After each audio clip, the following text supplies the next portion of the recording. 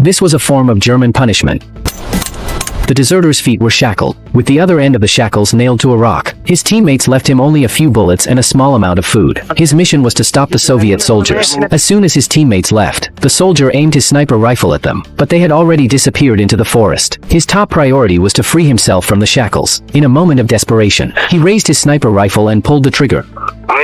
The intense pain made him cry out in agony. The iron chain was too thick. He couldn't break it. He could only search his backpack and found a pair of glasses. He had an idea. He carefully took out the lenses and put them together. Then he broke a pine branch, scraped off the resin with his knife, softened it in his mouth, and stuck it to the edge of the lenses. He inserted another pine branch, and poured some water into the gap between the two lenses, creating a makeshift magnifying glass. Next, he placed some dry moss on the iron nail, and used the lens to focus the sunlight on the moss. Soon, the moss caught fire. The soldier quickly collected dry branches to make the fire burn brighter. After the branches burned out, he poured cold water on the rock. The sudden temperature difference caused the rock to crack. He tried to pull out the nail, but it still wouldn't budge. He didn't give up and repeated the process. The nail slowly became more exposed. Not long after, a large hole appeared in the rock. With a few more attempts, he would be able to pull out the nail. Around noon, the soldier was squatting by the rock, eating from a can, when he suddenly heard the sound of an engine in the distance. He immediately grabbed his sniper rifle and looked. It was a Soviet military vehicle passing by. Fortunately, he was not discovered. He knew he had to hurry, but to make matters worse, his branches were almost gone. If he couldn't escape soon, he would freeze to death in the cold winter, even if the Soviets didn't find him. What's more, his food was almost gone, and there was only one last cup of water left in the iron bucket. This was his last chance. He took out all his bullets, collected the gunpowder in a metal can,